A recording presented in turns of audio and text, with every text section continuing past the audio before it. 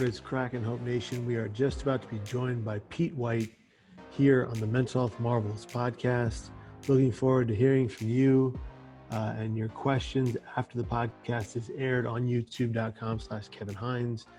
We are very excited to talk to Pete. And here, I think he's about to join with us now. Hi, Pete. How are you? Hey, Kevin. I'm good. How are you doing? So grateful to have you on, my friend.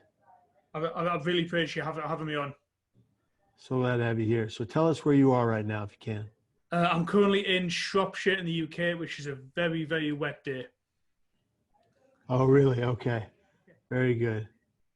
And Pete, just so folks know, can you give us a little bit of an introduction to yourself and your work? Yeah, absolutely. So my name is Pete White. I run a company called Pete White Consulting. I know it's a very original name. So I'm a mental health consultant and trainer. So I work in the corporate sector. What I do is I effectively go into organizations and I show them, I train them in how to support the mental health of their staff, whether that is mental health awareness work, mental health first aid maybe, or just sitting down and working with their management team in kind of working on what's going on in the organization right now. What do they need to be looking at to start improving things for their staff? That's fantastic. So really wellness in the workplace and suicide prevention and trying to help people find recovery after they've been in pain mentally. Yeah. That's fantastic. I love the work you're doing, my friend. Where can people, we're going to do this at the beginning and at the end of the podcast, where can people find you online? How do they search for you and how do they find the work you're doing? So really easy, look for petewhiteconsulting.co.uk. You can find me there. I'm also on Facebook as well by the same name. So feel free to jump on there.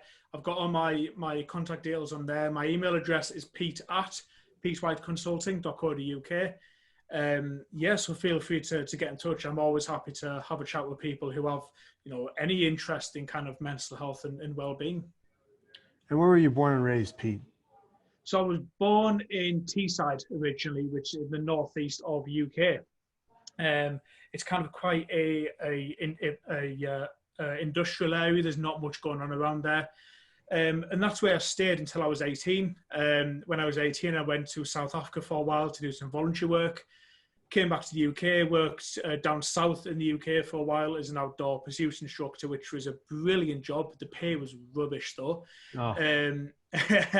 But it was a fantastic job. And then after that, that's when I joined the military. Oh, fantastic. And it says you joined the RAF, the military, in February of 2009.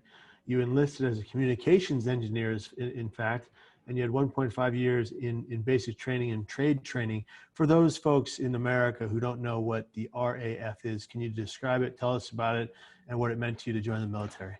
Yeah, so the RAF is the Royal Air Force. So it's just your version of the Air Force. So like it says, I was a communications engineer. So we worked on satellite systems, radios, computer stuff. And honestly, I actually really enjoyed the training. I got injured halfway through my training. I hurt my legs. So that's why it was supposed to be a 9-week course. It was actually for me 6 months while I kind of recovered and went through the training again. And trade training is where you learn your skill. That's where you actually become an engineer rather than learning how to become, a member of the military. And so that lasted about a year. Very, very, very kind of heavy engineering side of things, a lot of studying involved. But it was great because it set me up for kind of, the next 9-10 years of my life. And, when I came into civilian life, it helped me to get work there as well. And even though you did end up going back to civilian life, you did deploy to Afghan in April of 2011, correct? Yes, that's right. Yeah. And you had gotten engaged to your now wife, Kel, right before that. Yeah. And you were very excited to be deploying. And you worked in casual reporting from May to July of 2011. Yeah. Which you talk about that as being 10 weeks of watching British troops be killed and injured in the line of duty. Absolutely, yeah. What was that like, and how did that affect your mental space? So that was really, I kind of see as the almost like the start of my whole journey, and what set me up to where I am now. So, like I said, yeah, I worked in casualty reporting. So initially, would get reports in that were very, very brief. So effectively, a who, what, why, when, how. When one of our guys had been hit. Then later on, when the guys on the ground had dealt with what was going on, they send a much more detailed report. And I'm talking very, very detailed stuff, not stuff that you would see in the news, which is a good thing. And these would often be accompanied by pictures or videos of what had gone on. So I'd compile all of this together, drop pins on maps, put a timeline in place, put this into a report, and I'd send that off to the guys to kind of investigate what had happened in more detail. So yeah, like I said, what this translated into was I would spend 10 weeks on my own, sat in a hangar. I worked from 7 p.m. till 8 a.m. every night for 10 weeks. So we didn't really get days off at that time. Wow. And I think for me, one of the most troubling thing was, even though I'd witnessed a lot of these difficult things, I didn't really have anybody to speak to, because the guys who were in my tent back where I slept, they were all on day shift. So when I got home, when I got back, there was nobody for me to talk to. And I couldn't just say, I saw this and I found this really difficult. And things just kind of bubbled up. And there were things that happened in Afghan that, looking back now, were quite clearly I was experiencing some kind of, trouble with what I was witnessing, but I missed it. I didn't know what I was looking for. And that's why I'm passionate now about telling people about the signs and the symptoms. I had things like, after I witnessed certain events, I would go make myself throw up in the toilets. And for me at the time, this was normal. I didn't see anything wrong with it. And I used to, if I handled a particularly difficult case, I would just sit and stare at the wall for potentially hours after. And it was almost like my brain was, trying to turn and work out what had happened. I just couldn't process it. Wow. And yeah, I think certainly the signs were there, but because nobody was around and because I didn't know what I was looking for, it kind of just got left. And I bought into the whole man up, idea of things, in terms of, yes, it's difficult, but the whole man up culture, yeah, certainly exactly, is a big factor in the military, both overseas and here in America. And to just push your pain to the side. But you witnessed so many terrible things over such a long period of time. It was affecting you in such a terrible way. But you pushed that down. You suppressed that pain. Would you say, and let me ask you, and instead of just saying it for you, did you experience trauma from all of these things that you witnessed? I did, yes, yeah. So what I went through, obviously knowing what I know now, what I went through is called secondary trauma. So that is not witnessing the actual event itself. I was never shot at directly. I never shot anybody else, anything like that. But it was witnessing these things happening to other people. And this is what people in the emergency services often experience. The emergency call handlers and people in that kind of work. So and what you find with that is it's often relentless over long term. So yeah, and I did witness a lot of people either have life-changing injuries or end their life. And I'm sure I don't need to tell a lot of people here that when it comes to warfare, the way that happens is never clean. It's not like in the movies. No, it's not at all. It's gruesome. Yeah, it really is. And and I think the media tends to portray, it's not a nice subject, but the portrayed death is a very clean thing, and it's just not. And we're not used to that. Our brains aren't accustomed to seeing that. And when it comes down to it, that's when we don't know how to process it, and that's where we can start to experience issues. Well, the media, certainly films and television, glorify gun violence all the time, and even bomb violence, things like that. And they do it in a way where when you watch it happen, the bullet goes through and through and doesn't touch any major artery, and the guy's fine. He's just wearing a sling in the next shot. Yeah. And that's nonsense. That's not how bullets work. First of all, it's not how gunfire or taking a hit works, and it's much more violent, dangerous. The bullets bounce off bones. They rupture organs, and it's much more bloody and violent. And I think that the media does the world a disservice by glorifying such acts of violence. And I'm of the opinion that, you know, we don't need to see these things constantly portrayed in the media. And you're an individual who's been through it secondarily, and you've seen these things occur to people you care about. Yeah. You know, what is it like coming home from all of that and trying to find some normalcy? What did you do to shift your focus? Initially, when I came home, I thought I was absolutely fine. I didn't really talk much about what I went through, but that wasn't because I necessarily found it troubling, or at least I didn't think I did, just because I didn't think it was a big deal. So I told my wife a little bit about what had happened, but not really anybody else. And then there was a few occasions, some of them minor, some of them more serious, where I remember one occasion I was walking around a supermarket, or I think you call them malls over there.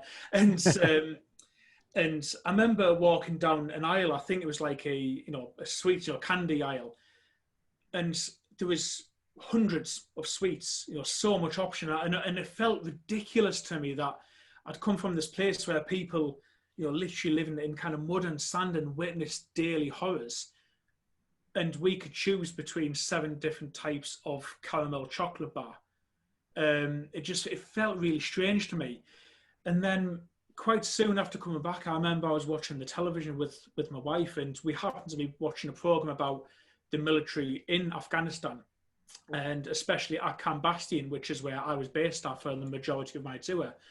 And that focused on the medics over there, and a lot of the work the medics did, certainly in Camp Bastion Hospital, which is probably one of the best hospitals in the world when it was open, in terms of the work they did.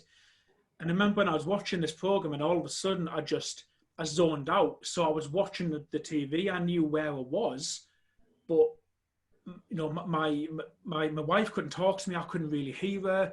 I didn't know what else was going around me other than this TV program. So it wasn't a flashback in the sense of I thought I was there, but it was almost like my brain went back there, and almost like it shut down, because it didn't know what to do.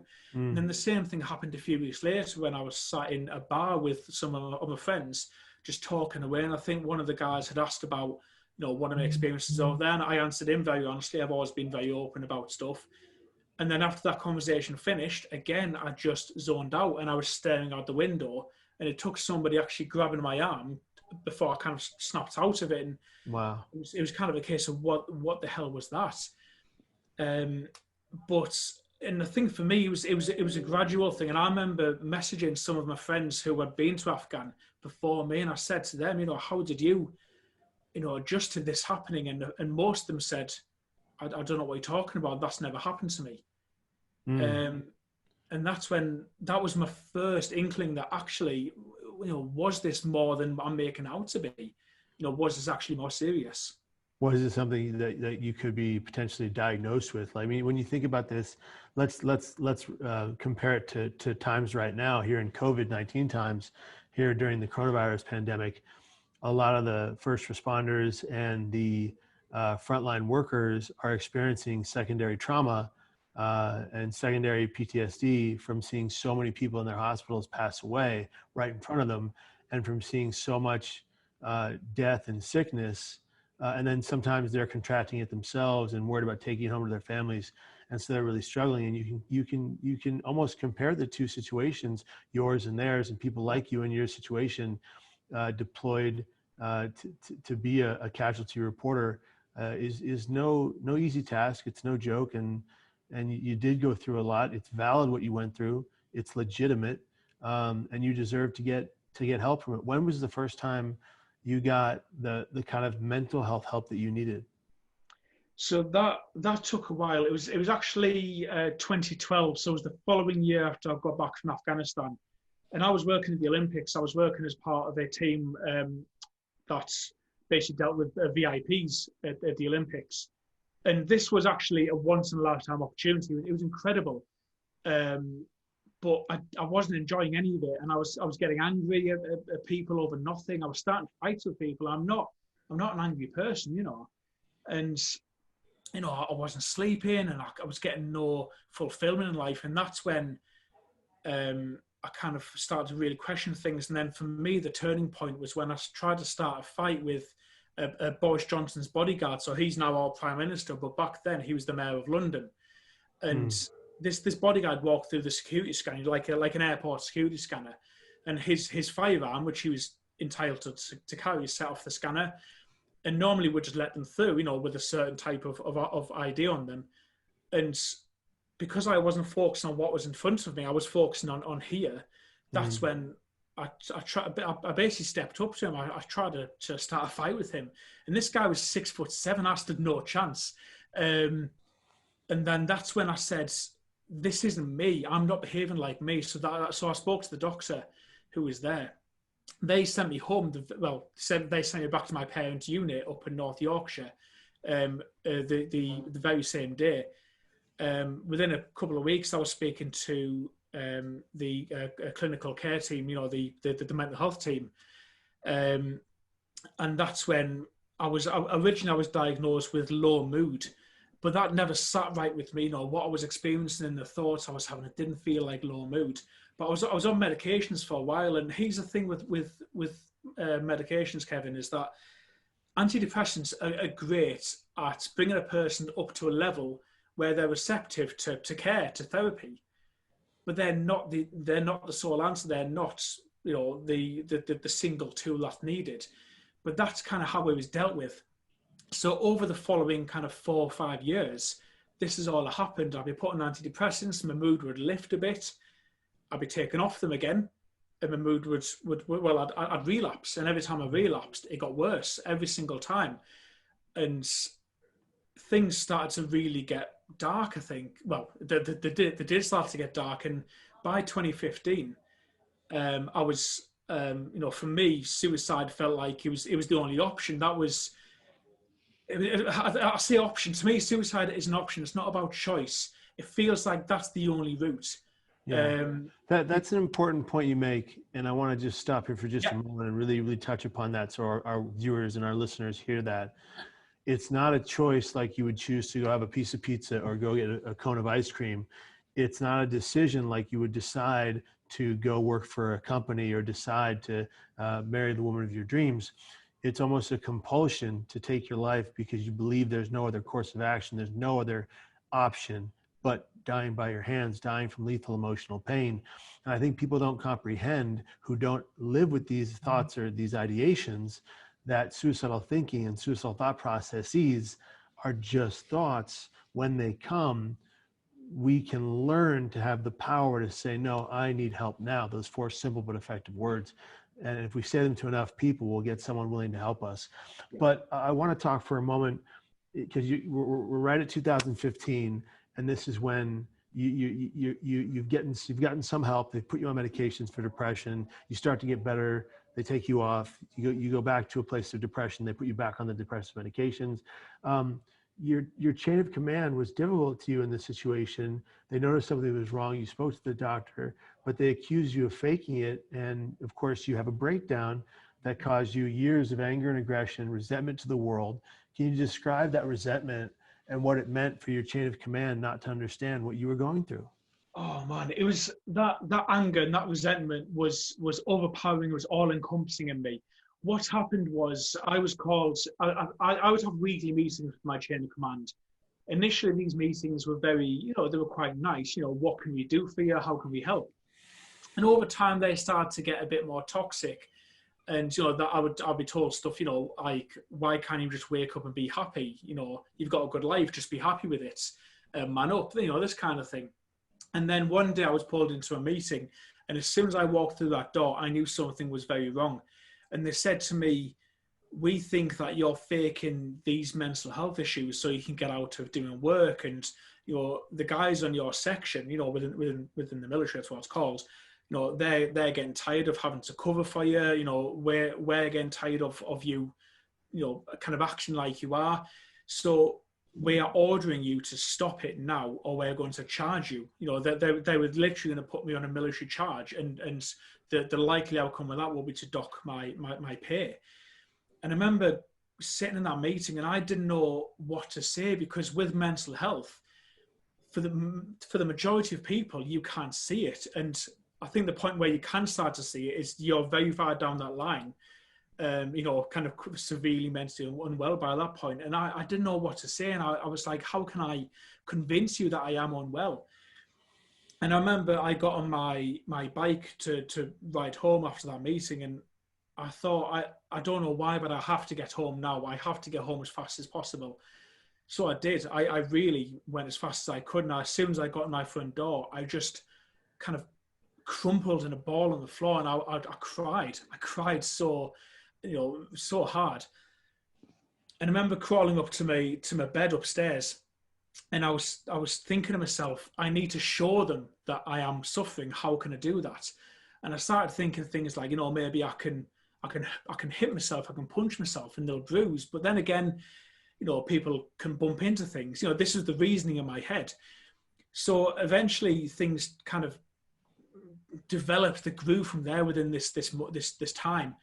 And I remembered that I had a air pistol underneath my bed. Now, air pistols, as you probably know, aren't usually powerful enough to take a life, but they're certainly powerful enough to cause a lot of damage. And I started to consider shooting myself with this pistol, and that went from in my arm to kind of my cheek or something to in my mouth. And then that's when I said, it was a turning point. I said, hang on a second, I've gone from just hitting myself to actually shooting myself within the space of 2 or 3 minutes. Something is very wrong here. Yeah. And I knew that even if I did do this, if I carried out this action, I wouldn't have stopped, and I would have ended up taking my own life in the end. And it was then that I called my wife, and I said, she was out shopping, I think, and I said, you need to get home now. You need to come home and take this gun away from me. And that was one of the worst experiences of my life, because I've never, I think what happened was effectively a panic attack, but having never had one before, I honestly felt like I was losing control. I felt like I was about to die. And I completely broke down. And then I had an incident the following day. Basically, I spoke to my doctor, told them what had happened. They signed me off work sick, because there's no way I could have worked in the state that I was in. No. But I had to take that note into my sergeant, the same sergeant that had said to me, you're faking it. And I handed it to him. And he could see I was really visibly upset. I wasn't myself. And he just took one look at me, and he said, are you going to try and make out that this is because of what we said yesterday? And I had nothing to say to him. I just turned around and walked away. And I walked out. A complete lack of empathy on your sergeant's viewpoint there. Very disappointing to hear this, but this is what happens in military and law enforcement. This man-up culture is pervasive in these scenarios, and you could have died, and they could have lost you by your hands, and you would have been another statistic just on the wall, and they did very little to stop you in this situation. And this is not to put any blame on the military, but over the course of, I would say, the military's history, both here and overseas and around the world, you go in at a deficit. You go in at a situation where if you feel mentally unwell, you're going to have a difficult time with the higher ups. This is changing right now. The military is changing. I think both the Royal Air Force, and I think in America, I think around the world, the military is looking more at mental health as something very legitimate, very real, and very important to keep at the front of your mind and pay attention to. So that part's good. I work with a lot of military in America, and I work with a lot of law enforcement, and more military officers are dying by suicide than they are in combat, and that goes the same for law enforcement. And I'm sure there's similar numbers there with the Royal Air Force. So there's no better time than the present for us to open up these conversations, be poignant about them, prove positive that we need to take care of our own, and make sure they can get better mentally and get back to the job they so deserve and so desire. Yeah. I want to move forward. You had a psychotic episode in 2016. You even almost committed a violent act trying to hurt somebody else Yeah. um, in planning this trip to Syria. Can you break that down and tell me what led you to stay away from that course of action? So what was happening with me was, because my treatment had effectively didn't exist for so long, things had snowballed and they developed, and the anger from this meeting with my chain of command as well had started to really overwhelm me, and I became a very angry person.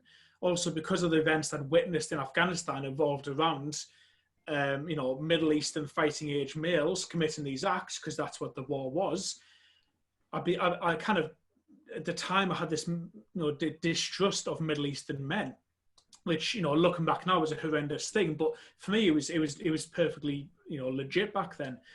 And then one day I was driving my car on station, and I had a Middle Eastern gentleman cross the road in front of me, and this anger and this my depression and my PTSD had become to the levels of psychotic. So I literally began to lose touch with reality, and the thoughts I had was that this guy was on his way to commit an act of terrorism, and he had to be stopped. So I thought, well, the only way I can do that is to drive my car into him. So that's what I tried to do. Thankfully, in a little Ford, you can't go very fast, and he managed to get out of the way.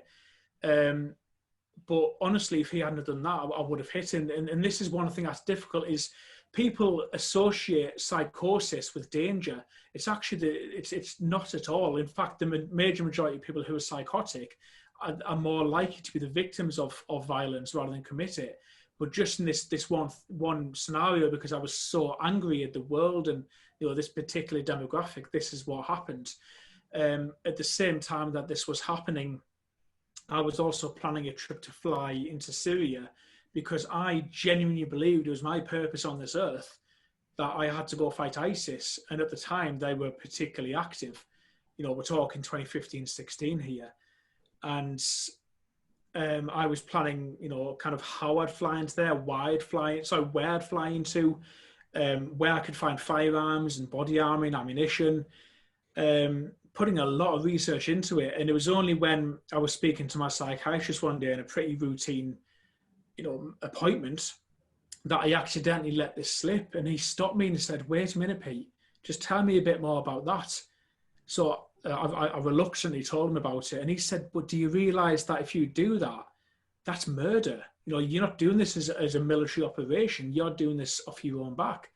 And I said, "It's not murder, Doc, because they're not people, they're vermin." And I really believe that, these people couldn't be identified as people. And it took him 45 minutes, and it was a stand-up shouting match with him for him to finally convince me that actually, okay, it was murder, but it didn't matter. They still deserved it. And it took a while longer for him to eventually talk me down to, actually, let's face it, I wouldn't last 5 minutes over there. I'm not, as a Royal Air Force communications engineer, I wasn't really a soldier in the true sense of the word. And that's when things started to change for me. That's when he said, "This isn't just low mood and depression. There's something more going on here." And that's when I got my diagnosis of PTSD and severe depression. And I think once I got that, I started to understand a bit more of what was going on, because thankfully I wasn't completely psychotic. I hadn't totally lost touch with my, kind of connection to reality. So when that diagnosis came, I managed to take a step back and say, I can understand what's going on here. This is my illness that's kind of causing this. This isn't actually necessarily real, what I was thinking. That didn't come straight away. That came with a lot of time and therapy and stuff. But that's kind of what caused me to take a step back, because without that conversation, I genuinely believe that something terrible would have happened. Peter, I got to say, I'm so glad you didn't go down that route, and I'm so glad that man got out of the way of your car.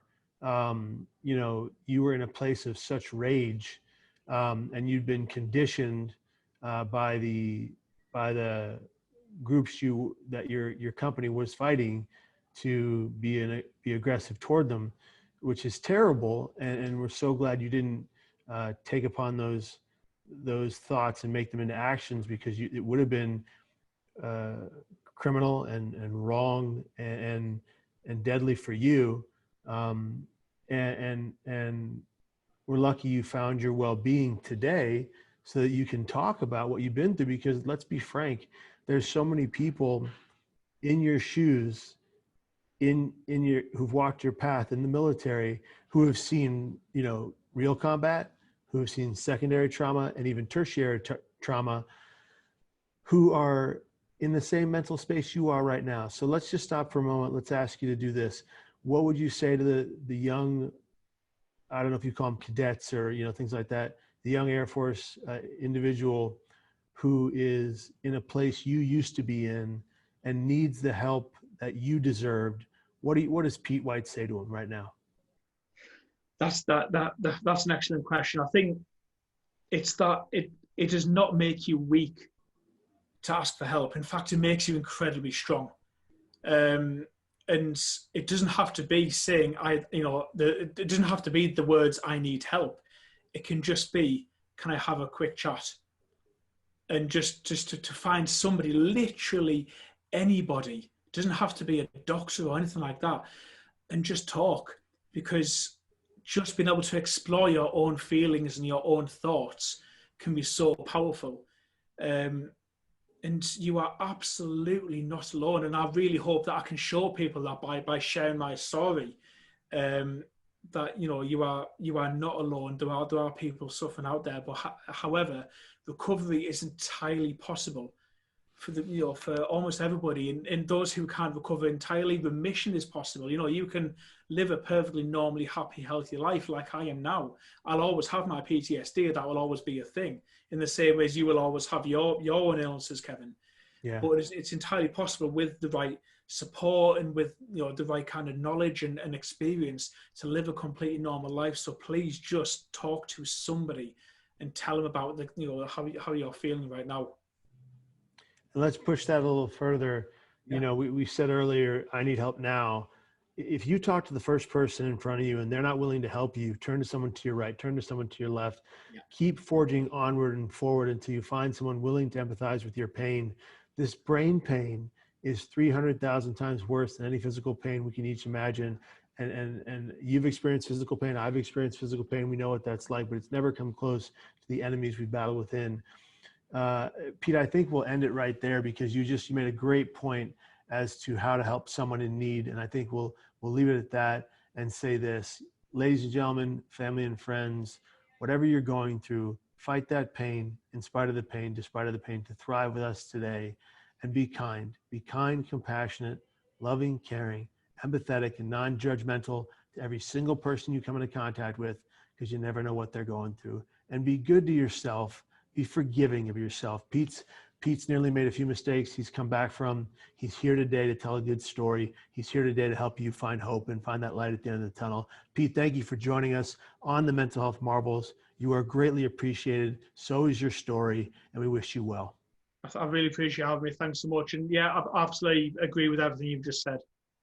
And Pete, we'll take it out with you. Let us know one more time where they can find you online and how they can work with you. Yeah, absolutely. So you can find me on www.petewhiteconsulting.co.uk. You can also find my book as well. My book is on Amazon, and it's called From the Bottom of the Barrel, and that tells my story about my mental health journey. And that's also got some details in there as well about how you would go about contacting me if you did want to work with me. So find yourself a great book. Get to that website. Is it called From the Bottom of the Barrel? Yep. From the Bottom of the Barrel by Pete White. It's on Amazon right now. Cop that book, read it, understand it, take it in, and then take action to help somebody in mental pain. Guys, be well, be kind to yourselves, and be here tomorrow. Thank you very much, Pete. Take care. Thanks a lot. Bye now.